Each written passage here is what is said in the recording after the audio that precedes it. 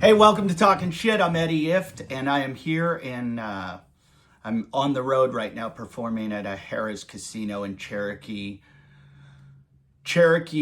North Carolina. So I'm not on federal land. I believe I'm on Indian reservation, so I can say whatever I want because I have freedom. No, I don't. This is America. You don't have freedom to say whatever you want. We used to have freedom. Remember that, people? Remember? You care about the Second Amendment. What about the First Amendment? Nobody cares about that. They all pretend to care about it. Everybody's a hypocrite. That's right. Everybody's a hypocrite. Welcome to Talkin' Shit, where I'm the biggest hypocrite of all. That's right. I have always said that. I tend to be a hypocrite. I try not to be. I try really hard not to be, but sometimes I am. I also, if you hear weird, because I'm sitting on a couch here at the hotel made of condoms. I feel like this is just one big, giant condom that I'm sitting on. This is what it sounds like when I have sex.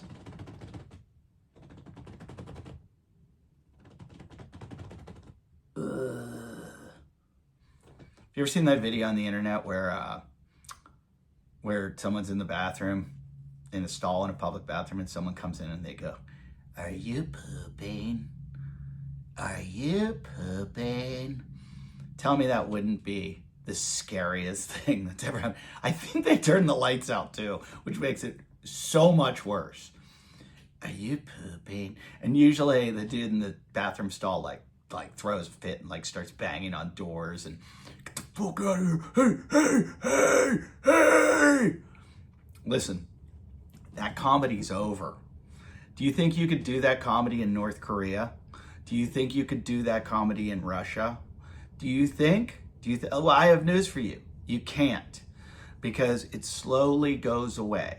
If you weren't, I mean, I was upset during the days of liberal rule where the liberals were like, can't say this, can't say that, this is wrong, this is wrong, this is wrong. Yeah, it was terrible. Any kind of censorship is terrible. I hated it. I'm a stand-up comedian. But I used to kind of say, hey, you know what? Big deal. I can still say this stuff. I'm not going to jail. Yeah, I could lose my job, but I'm not going to jail. Well, that's the next step, people, because it happened on the left, now it's happening on the right, and we, people like me, are responsible to fight against it. Why? A, I'm a comedian. B, I'm a pretty moderate person. I hear conservative views and I'm like, well, that sounds great. And then I hear a liberal view and I'm like, well, that sounds great too. And I kind of try to find consensus. I always believe the truth is somewhere in the middle, and that, there's always two sides, maybe even three sides to a story. And so I'm not one of these people that gets wrapped up in a party. And what I've noticed is, and I want to say this starting out as this podcast goes on, I tell you not to listen to anything I say or subscribe to what I'm saying, because I'm an idiot. I'm a stand-up comedian. I practically failed out of college, high school, junior high. I did fail out of high school. I got back in, but I failed out. I'm an idiot. But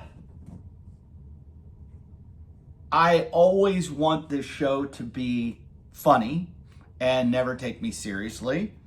And a lot of times I'm not funny because my wife's always like, you got to talk about these things on your show. You know, like you have so many opinions. And I'm like, nobody cares. There's enough opinions out there. We have the internet. That's what I'm doing. There's too many of us. We need to shut this internet shit down. Just completely go back. Let's be Amish. Let's be Amish. Let's churn butter. Get in your buggy and ride to work, where you sit outside in the sun all day, baling hay, milking cows, churning butter, and not getting on the internet and telling everyone you hate them and you want them to die. Because I went on Twitter. I never go on X. I went on X the other day because I had a very funny joke, I thought. And but no one follows me now on X since Muskman took it over and I wouldn't buy my check. I had a check before because I'm special. And now I don't have a check because I don't pay for it, so I'm not special. But that's capitalism. So you buy a check and everybody thinks you're more important than you are. It's like, buying a membership to the Admirals Club and getting to sit in a lounge away from the people that couldn't buy a lounge seat in a secret place in the airport where they serve you every morning ends of sausages. If you've ever been to the Admirals Club, they serve these like kielbasa type sausages, where it's just the ends. The part no one likes. I'm like, where are the middles? What did you do with the middles? The middle's the good part. It doesn't have that little tip on the end, that little reservoir. It's like a condom reservoir on the end of the hot dog, or the Franks, where you can see where they twisted it to make the new one. And hey, here, have some lips and ass. And you got to eat the little tip. They give you all tips. It's all the tip of the cock. It's not like the middle part where you slice it up and you got a nice little flat little thing. Remember when you were a kid and you used to cut those and put them on like Ritz crackers, a piece of cheese, and some, maybe just me. Okay. Anyway, you pay for this elitism and you pay for it on X and your opinion is more heard. But look, honestly, I thought Twitter was too liberal and now I think X is too conservative. And I didn't want to be on Twitter and I don't want to be on X. But I went on there and I have to say, the rhetoric on there that I saw was horrendous, horrific. It made me embarrassed to be an American.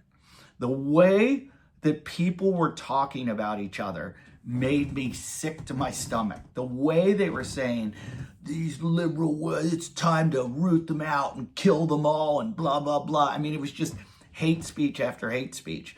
And I'm like, I love the Voltaire saying, which is like, I'm going to quote it indirectly. It's not, Voltaire never even said it. His biographer said it, but it was something like, I disagree with what you say, but I will defend till death your right to say it. And I believe that. And I think you should be able to say that on X. I think you should be able to say it without ramifications. All I'm saying is tone it down. Like, come on, have better manners, be a better person. What Jimmy Kimmel said, I think it was, I'm not going to say wrong because there is justification to what he said, which is, and look, don't cancel me and my 50 followers from this, take them away from me or kick me off, deplatform me, which could happen. But I think what Jimmy said, and again, don't hold me to it because I make a lot of mistakes. He was saying that the Charlie Kirk shooter was a product of MAGA, that he was one of their own. Now, we don't know much yet. We know what the media, what the FBI feeds us, and what he said was somewhat true. The kid came from a conservative family. He was a gun owner. The family were gun owners. And Jimmy could have meant that. That could have been what he perceived. That was his opinion. This is subjective.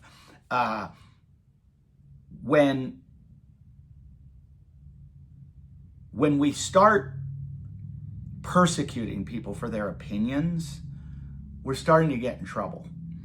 And we all know, I'm not going to get into how it happened with Nexstar and ABC, but we do know that the FCC leaned on them the same way they did Colbert, and they dangled the carrot. If you want this, you have to do this. And Trump has said from the beginning, he's taken out Colbert, Jimmy Kimmel's next, and then Jimmy Fallon. Granted, this whole big media legacy, it's done. Everything's on here. Nothing's on TV anymore. There's no viewers. It's waste of money and everything. But it's sad because it's censorship. And if you want to continue down this road, you're all going to regret it. You're all going to regret it. All you people that are huge Republican, conservative, Charlie Kirk fans, I get it. Maybe you disagreed with what he said. I didn't personally I thought the joke was funny about how Trump didn't give a shit because he cared more about his ballroom. That was the joke that he was going for. When you start censoring our jokes, you know, there's been entire uprisings of comedy movements based on being censored. And it was everybody going against the left and the way they were censoring during, you know, the Me Too movement and the BLM stuff. And I'm one of those people. I'm one of those people that said, hey, let us speak freely. Let us make jokes. And a lot of times we screw up in our jokes because we're forming the joke. Like we go on stage and we say it doesn't work, it doesn't work, it doesn't work, and we bomb, and they're filming us.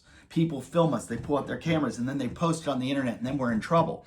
But the joke starts out shitty, but after we do it 10, 20, 30 times, all of a sudden it starts to work and it starts to click. I have a joke about Epstein's Island like that, where if you listen to it in the beginning when I started doing it, it sounds like I wanted to go to Epstein's Island. On the end of it, you find out that I'm basically saying that the people that repeatedly went to Epstein's Island are the people we need to go after. And it took a while to make that joke work. But of course, if you heard it in its initial stages, you'd go, take this guy off. He's horrible. He's a horrible human being. But that's how art works. That's how the creation of art works to get to where it is. And so are you going to stop that? Are you going to stomp that out? Because that's what they do in North Korea. That's what they do in the Middle East. That's what they do in Russia and Venezuela. In 2007, I started a documentary film. I talk about it all the time. It was called America the Punchline. I flew around the world to all these different countries. That's what I was doing at that time. I had a sitcom development deal that just bombed, and I had nothing else to do, so I went to England to do comedy.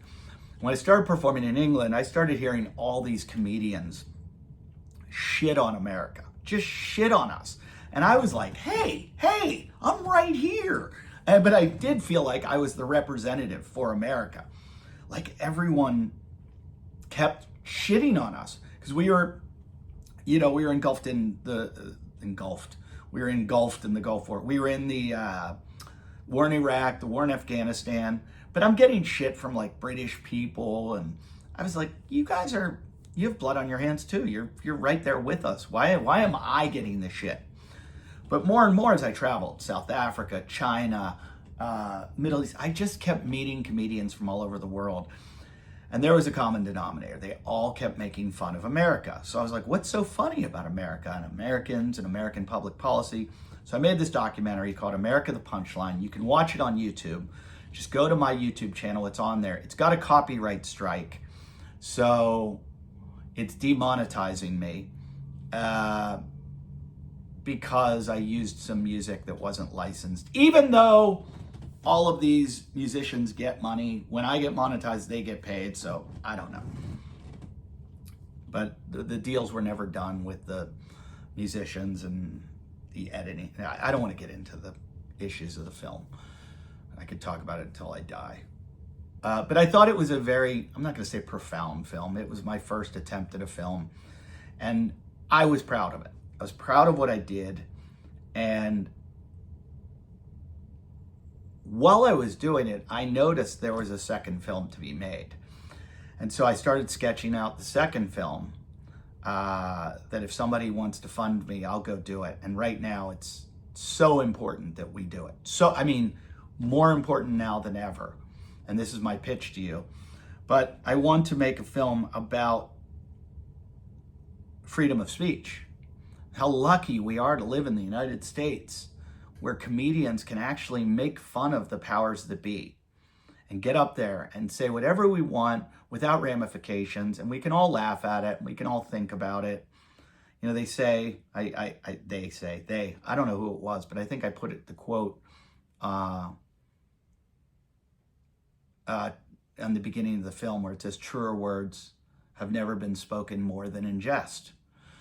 And so we make jokes. We make jokes that have a little bit of truth to them. And that's the biting part of it. And there's a lot of jokes that are just absurd, but there are jokes that are satirical, that are biting, that are supposed to hit. Look at South Park, look at SNL, look at there's so many things over the years that have done this. That's what every opening monologue of every late night host. That's the purpose of it, to make fun of ridiculousness and absurdities and things that we should shake our head at and go, can you believe we're doing this? So that is the purpose of, I'm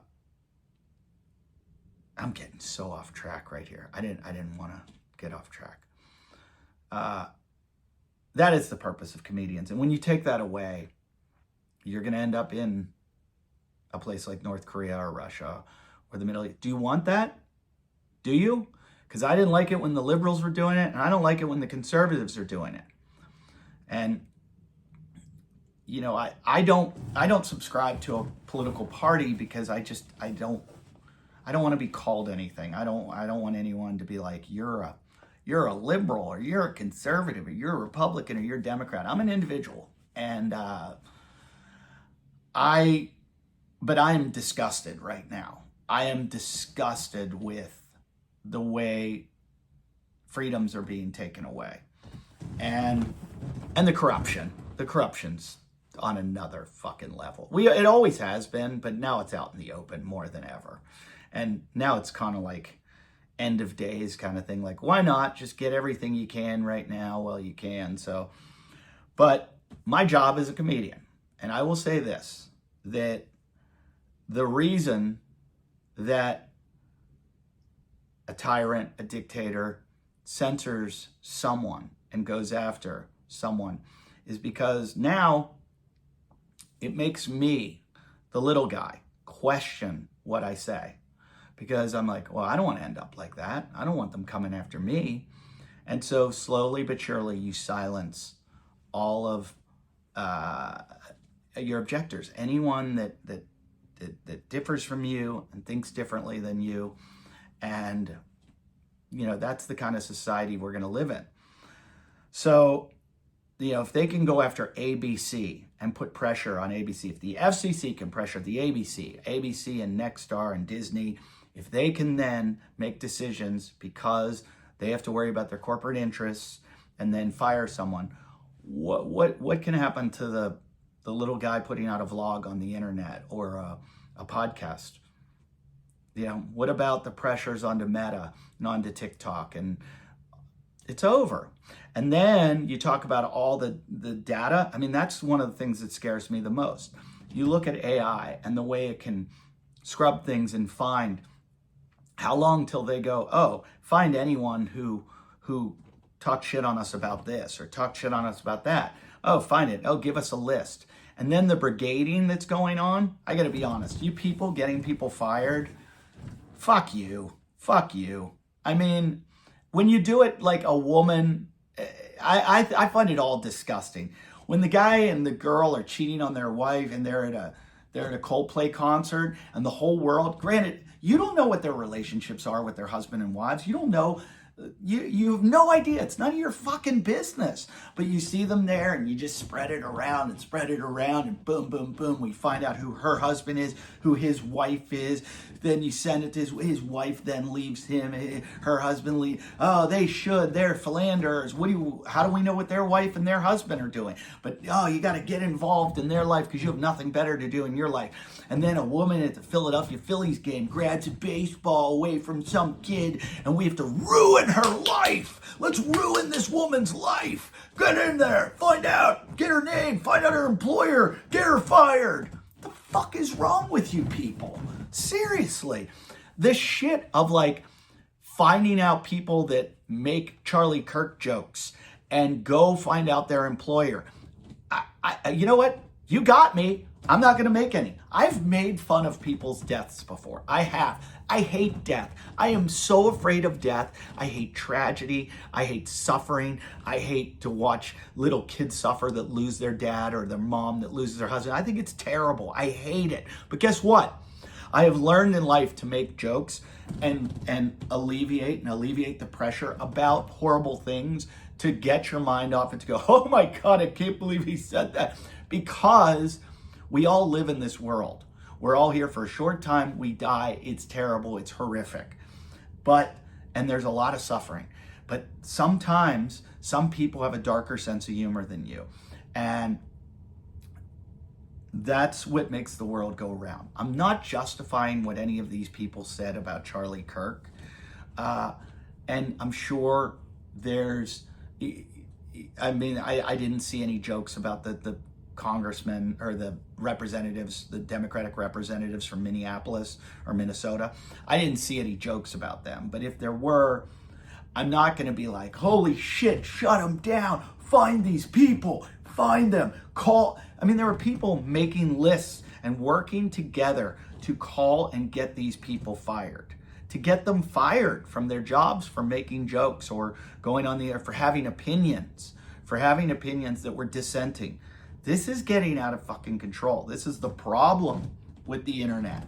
This is, again, don't take me seriously, and don't call the comedy clubs I work at and try to have me fired now because I said something that you disagree with.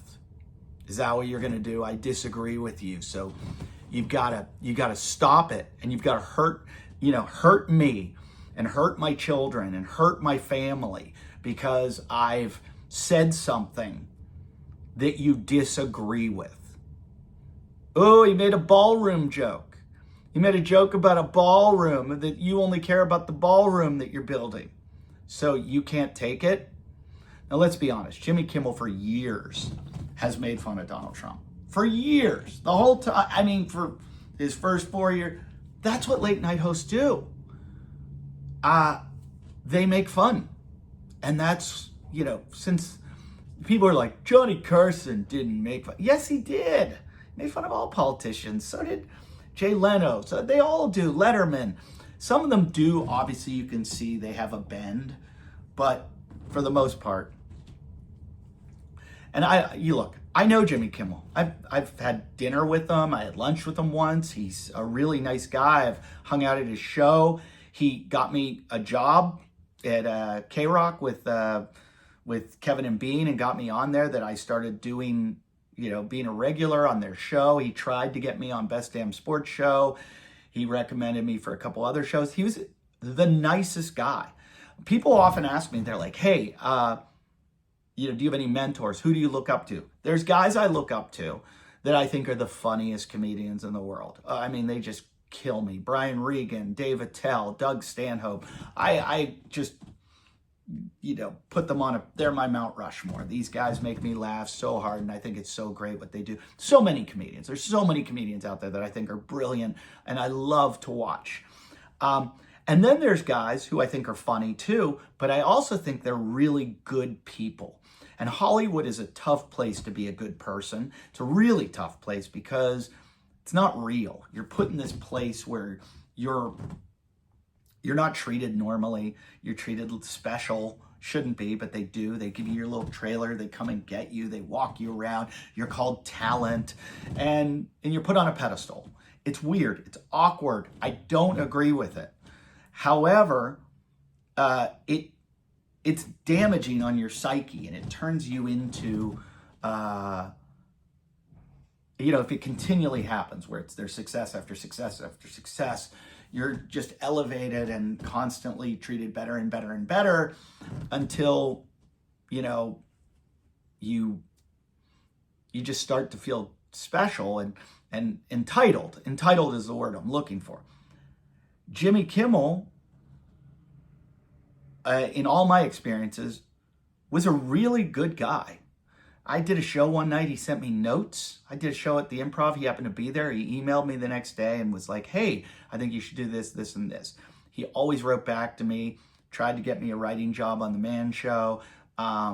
It was a really, really nice guy. Returned my messages. Guy was so important, and I'm way down on the ladder. And he would return messages and return emails, and he was funny, and his messages were funny, and he was a nice guy. And I think he is a good guy and a good person, and that his political angles, if I may not agree on everything he says, just like I don't agree with everything Charlie Kirk says, he means well. I'm pretty sure you guys all think Charlie means well too. Guess what? So does Jimmy. Jimmy means well, Charlie means well. They both mean well. They both are family men, they both have children. And to take his job away or to suspend him because of a joke he made, you guys are pathetic. Like, just pathetic. And the people that can't take a joke, you know who you are. I mean, you're not going to see this, but it doesn't matter because you don't care. But Jimmy was a good guy. I look up to people like Jimmy Kimmel. Brad Garrett's another really good guy. It's just like takeaway comedy. They're good people. And I could go on for hours about what good people they are. And so I look up to guys like that. And so to see what happened to Jimmy, it upsets me. And it upsets me more than just Jimmy, a lot more than Jimmy. I mean, he's a small part of it. The whole greater good of like what's happening to our society and our country is making me ill. It's making me want to leave. You know, people, I want to leave this guy. Well, and people go, good, fucking leave. You know, these Hollywood people. It's not that. It's not, I don't want to leave because, or maybe I do. Maybe because I feel like it's a slippery slope. I was reading earlier about like Hitler's playbook. There's a great series on, I don't know if it's on, I saw it on Spotify. It's a 22-part series on Adolf Hitler's, his rise to power. And everybody on the right gets really angry when you compare, you know, the right wing to Nazism. And they're like, oh, you know, it's not, it's fascism. But the whole idea of censoring people is there's a slippery slope. And Hitler started with that. He censored the media. This is censorship. This is censorship. What is happening right now is censorship. And the FCC leaned on ABC, Disney to get rid of Jimmy or punish Jimmy for a joke he made. That's it. And the next thing you know, then people like me start self-censorship. You start thinking, well, should I say that? Can I say that? Can I be sued? And it used to be this amazing place where we could exchange ideas and say whatever we wanted with no fear of consequences. Everybody says now, there are consequences. There are consequences. We'll get you fired. We'll get you fired. That was the movie I was going to make. I got to get back to that. The movie that I wanted to make was one to go around the world. And I found all these people in other countries. Stand-up comedy has grown everywhere. I mean, it's in almost every country now. But I found comedians all over the world that have been imprisoned, who have been murdered, who have been, in Venezuela, I think there was a guy that was taxed more for making jokes about the leader. I know a comedian that was beat up, thrown in the trunk of a car, and ended up in jail after making jokes about his government. There have been comedians who've had to go in exile. In England right now, there's a comedian that's in trouble. The guy that wrote Black Books is in trouble for making trans jokes. You know, that's coming from the left. That's not right.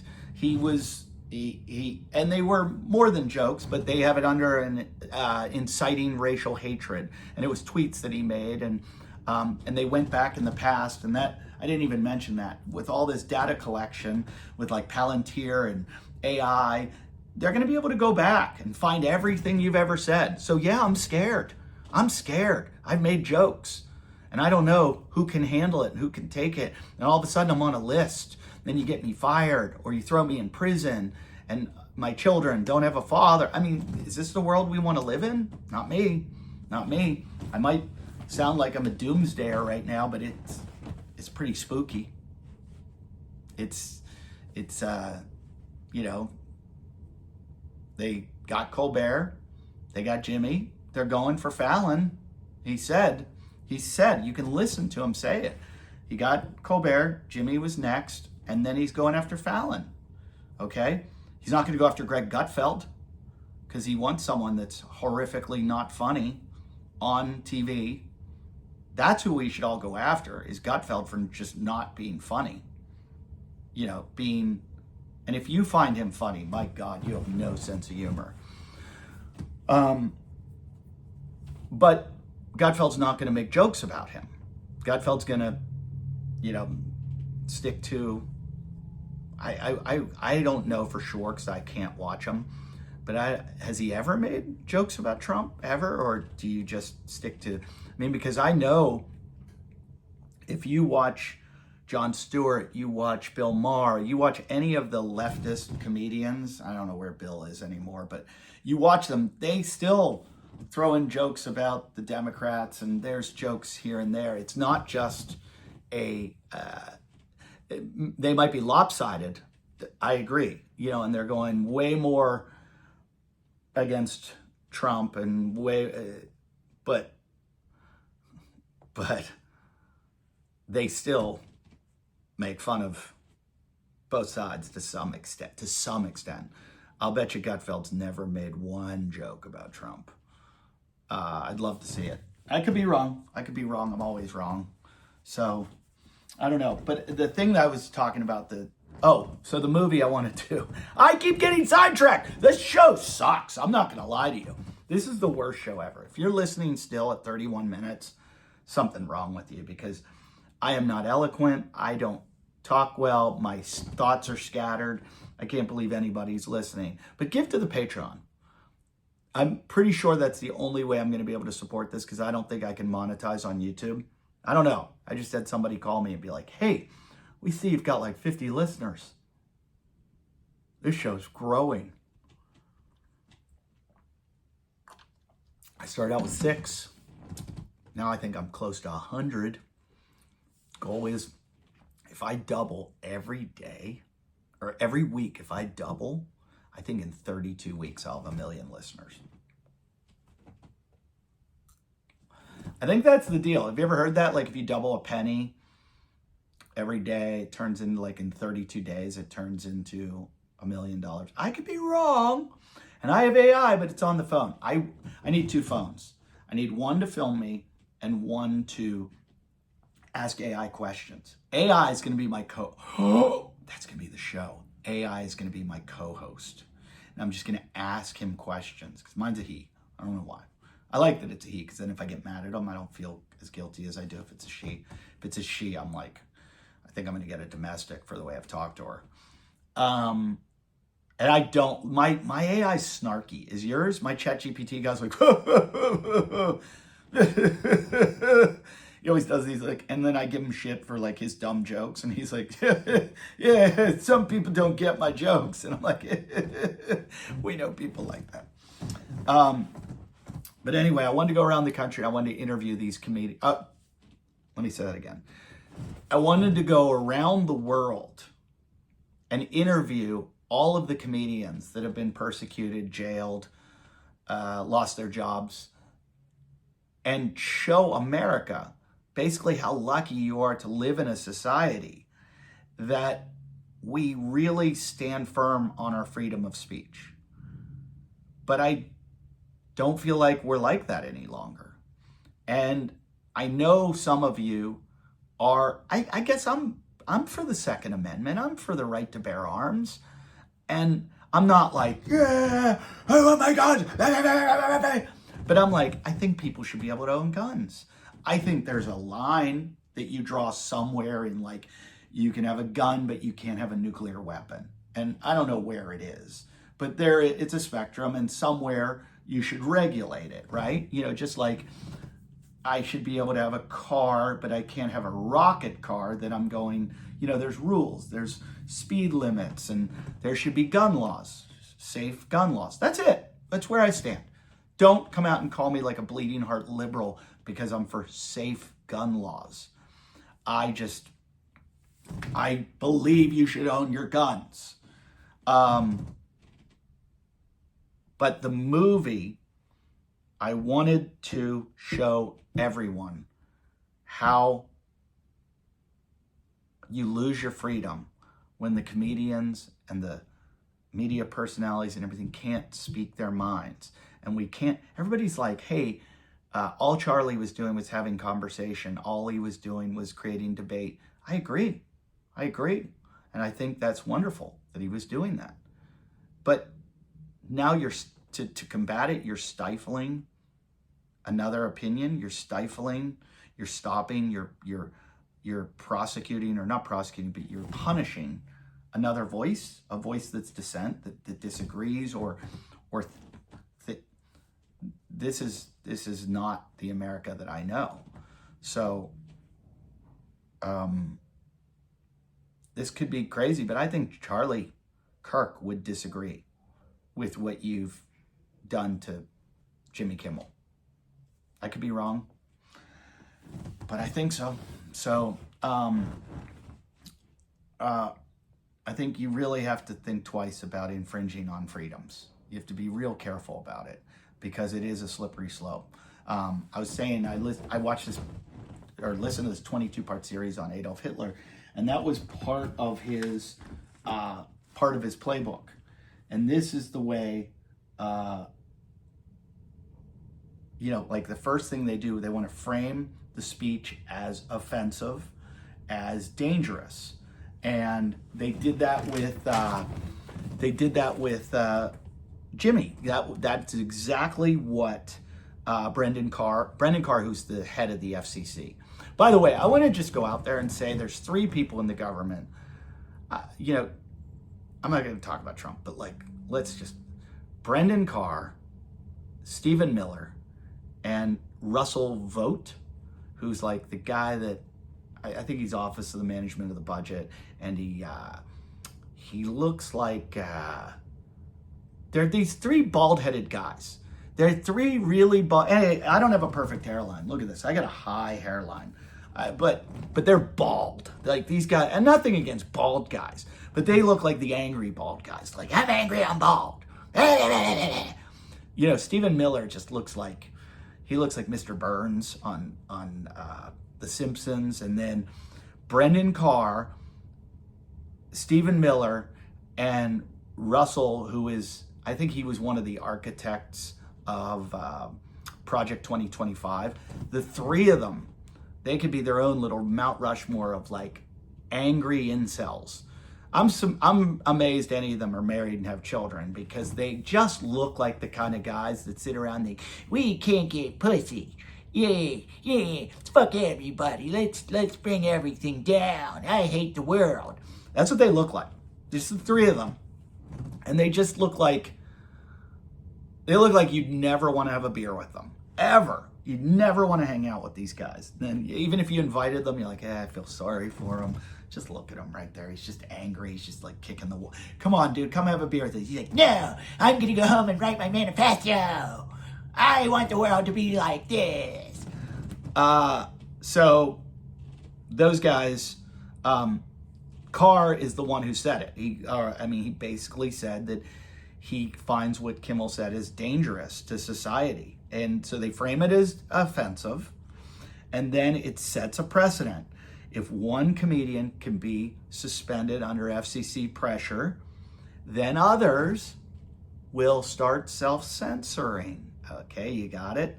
Then they expand the scope, and then it goes to political commentary, satire, or even investigative journalism.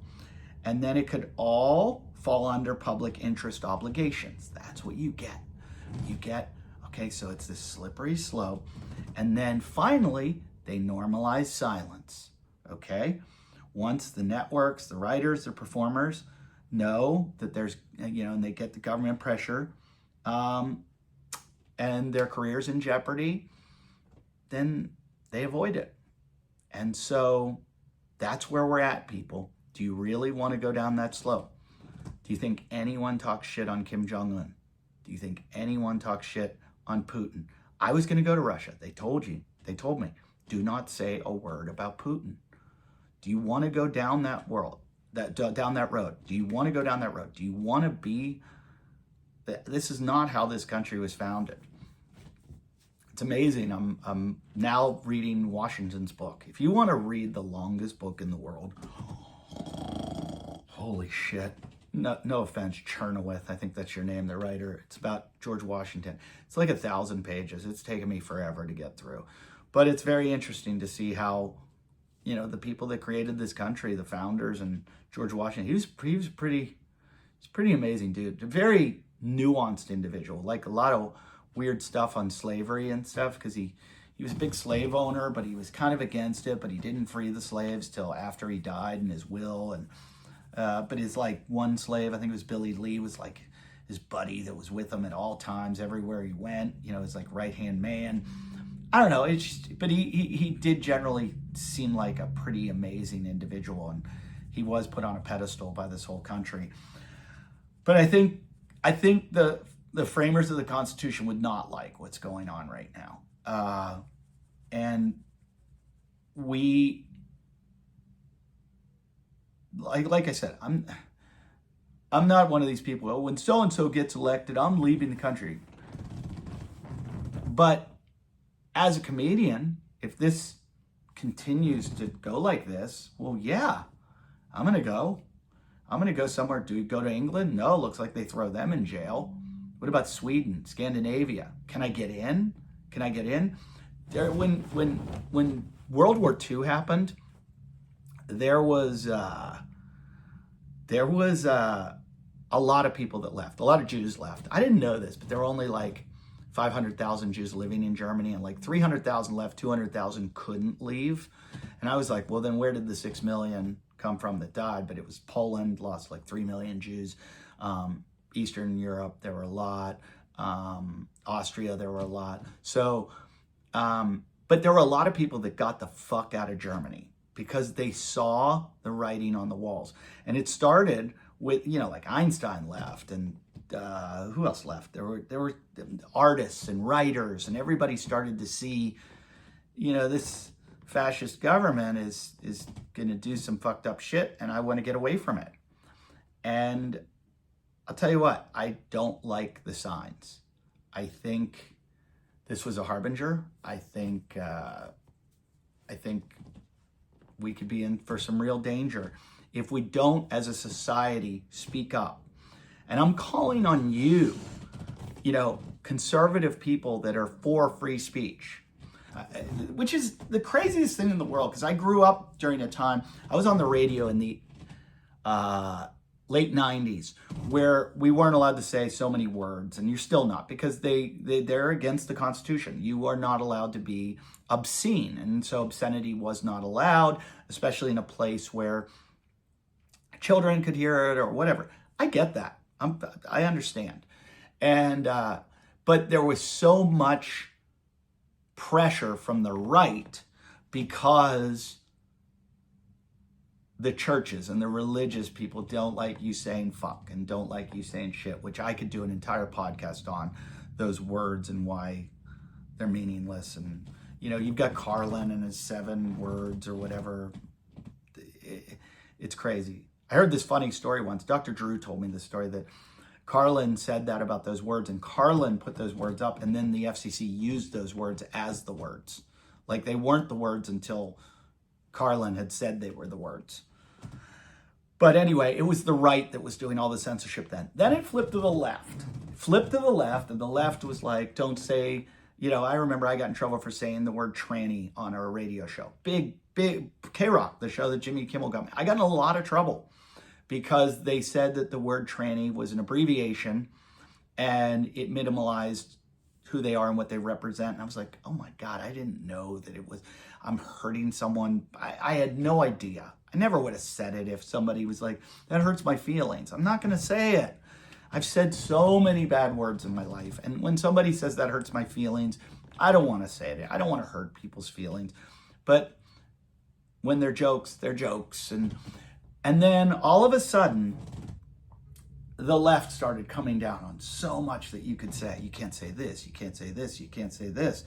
And I felt it. I felt it as a comedian. And it was very restrictive. And then after a while, I was like, okay, fuck this. Fuck this. I'm going to say whatever the fuck I want. I'm a comedian. This is what I do.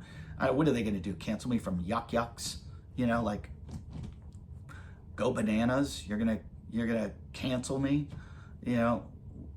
big ooh, but it is my way of life, going to go bananas and going to yuck yuck. So ooh, there is a bit of like, but the good part is that they're all independent. You can't cancel me from all of them. But when you brigade people to start making phone calls and emailing and having you fired, then it's dangerous. But now, or when Trump came into power, I don't know if you guys all saw the meme that went around everywhere that was like, hey, Trump, it was an AI of Trump saying that he was signing an executive order that you can now say retard and fag or gay or something. And, it was funny because there had been so much liberal censorship on that. And it was kind of a funny joke that, hey, Trump's president, you can say these things now. And there were a lot of comedians that were like, yeah, we got free speech back. Yeah, now. You didn't. You just got partisan speech back. You just got back what they think is funny, not what they think is funny. And so now, again, they're clamping down. Can't make fun of them. It's all so partisan too. And which brings me to the theme of today's show. We live in this society that, I was talking about Twitter and the rhetoric just being abysmal. Like, I can't believe the shit people say on there.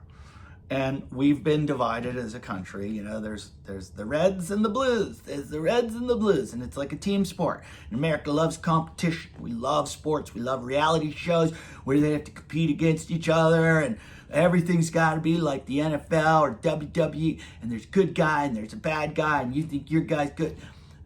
I have news for you. Stop. If you watch sports, the teams shake hands at the end. It's just a game and they shake hands. Can we get back to shaking hands? We go in, we disagree, we talk it out, we shake hands. I mean, I'm amazed at how much people will stick to their team, even though their team's ideology changes. Like the left used to be for this, the right used to be for this, but they switch and they change their ideologies. Trump is all over the fucking place, but the red people stand by him no matter what he does or says. He was going to come in, he was going to end all wars. Then he started increasing wars, but they were like, he had to. We got to do what he says. And they do whatever he says. And the same with the people on the blue people and on the left. They do exactly what, and I get it, because I grew up a Steeler fan. And, we all knew Roethlisberger was a bit rapey, but, we wanted to win the Super Bowl. I joke. I didn't like what Roethlisberger did, and I thought he should have been yanked, and he wasn't. And so I kind of lost my support of the team. And, it's hard. It's hard. I'm basically saying do the right thing. Do the right thing, no matter what color you are, no matter what color of the aisle you're on, red or blue, no matter what. Use your own brain. Start thinking for yourself as an individual, not as a party, not as a group, not as a team. Think for yourself. Think what is right, what is wrong. Are you losing your freedom? Be an American. Remember what America is. Remember what America is based on. The other day, this is a good story that maybe I'll end the show on. But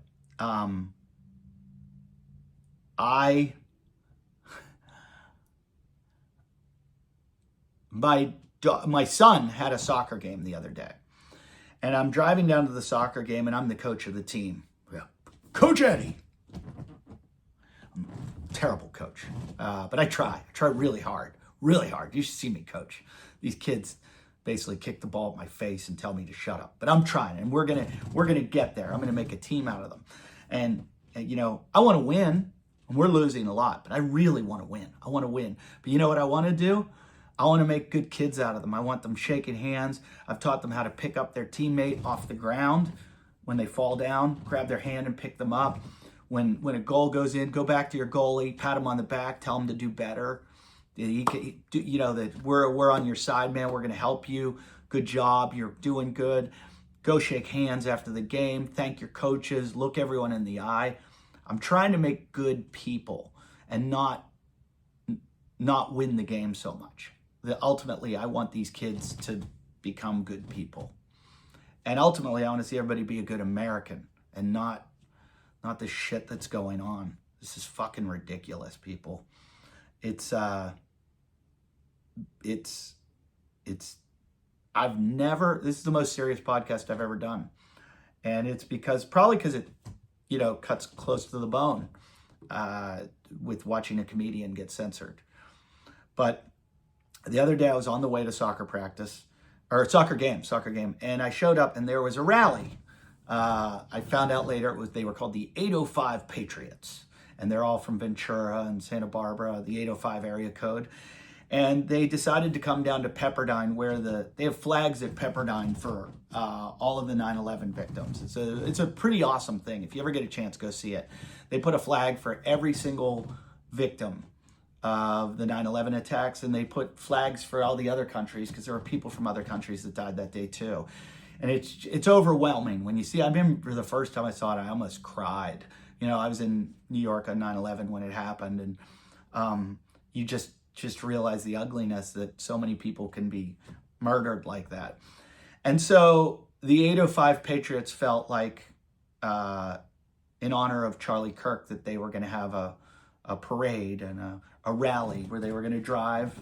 And they were very, they're very MAGA-ish, you know, big trucks, Trump flags everywhere, you know, mostly white, you know, a lot of beards, a lot of, you know, you could describe, I'm being stereotypical, but they all looked alike. Well, I go down and I go into the parking lot. The parking lot's packed because a lot of them have taken the parking spots so that they can go over to the rally. Well, now the parents can't park to take their kids to the soccer games. And the police are there, and people are parking in the red, and the police are towing cars, and everybody's screaming and yelling at each other. And a lot of the parents, I'm in Malibu, there's a lot of liberal parents. There's a lot of conservative parents too, but there's a lot of liberals, and they're all yelling at the cops and saying, this is these people over here, they're parking here, and blah, blah, blah. And so I thought, you know what? Here I am, Mr. In the Middle, Mr. Nonpartisan. I'm going to try to help this out. So I go up to one of the trucks that's parking in the parking lot.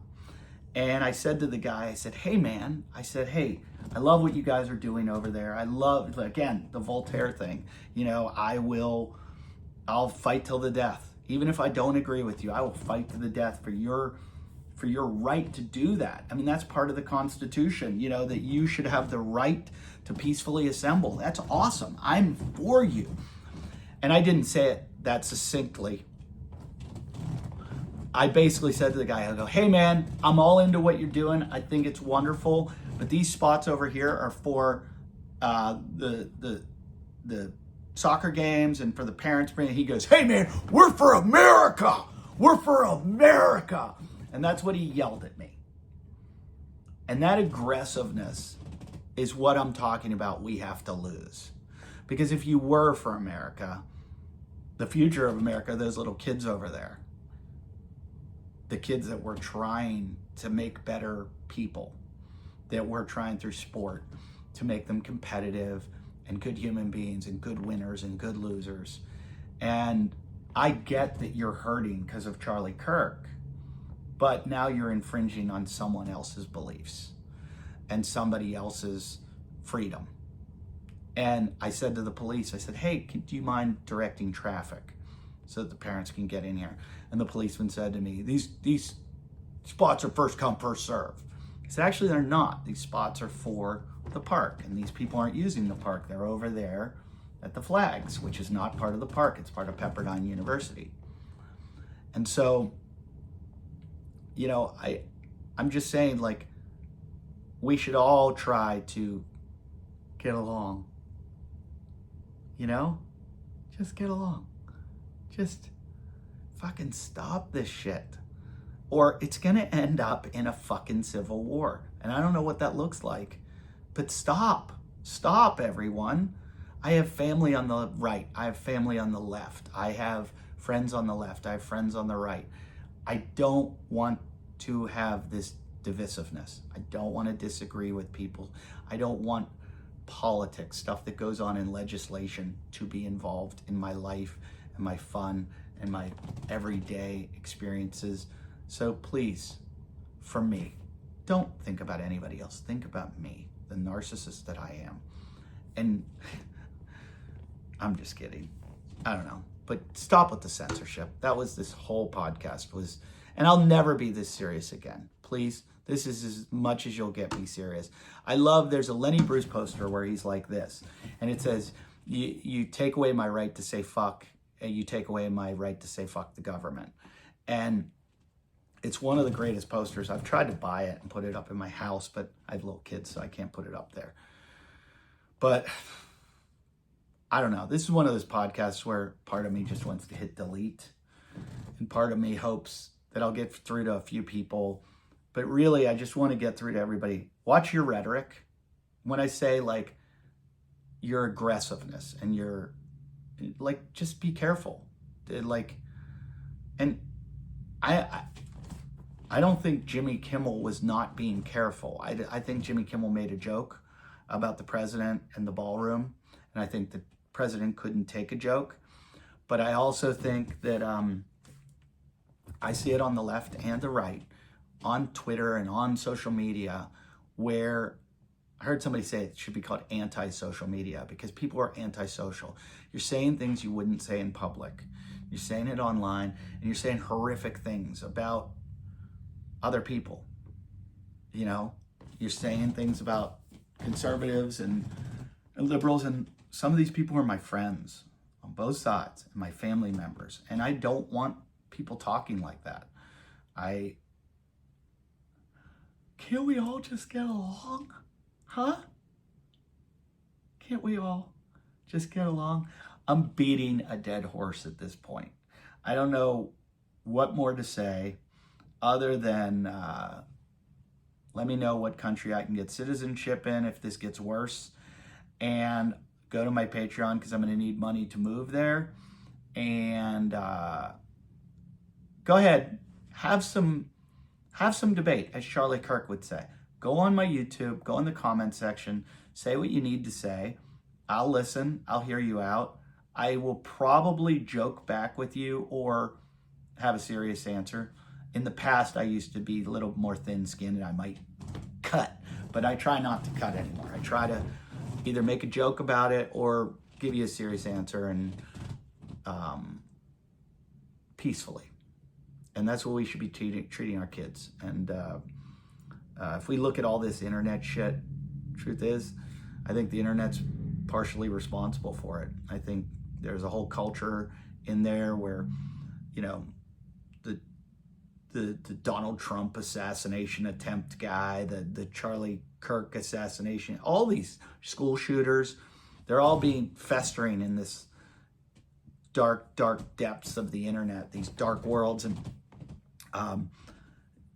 you know, I know a lot of you don't like Michael Moore, but if you watched Bullying for Columbine and listened rather than cast judgment immediately about it, what Michael Moore was talking about was, he was saying he was a registered gun owner. And he was saying that people were blaming the guns and people were blaming the easy access to, and he was looking at all facets of how something as horrific as a school shooting happens. But he was saying a lot of it is fear. A lot of it is fear that's caused by the media, that's caused by now the internet, of us being afraid of our neighbor and hating our neighbor. And so watch the media and watch the way they talk, both sides, and watch how they pawn us against each other. And I don't think pawn's the right word. But they do. They want us in this combative mode. And you have to wonder why. Why do they want us against each other?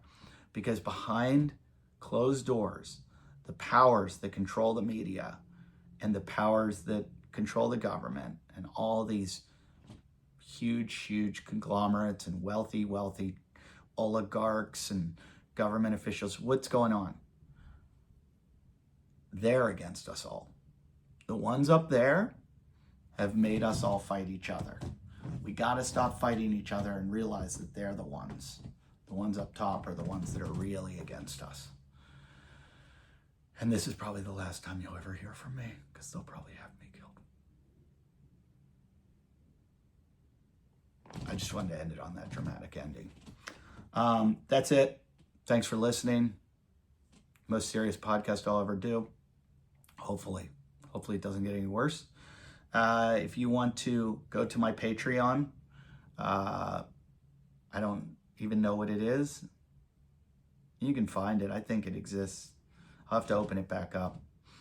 But for now, what I'm looking for are subscriptions, shares, likes, comments. Please do that. Just all you have to do is go, hey, like what you're doing. Go, hey, send it to a friend. Do all that stuff. And I hope you guys tone it down a little bit, because I don't want to need a passport to go to another state. I don't. Just, can we all just tone it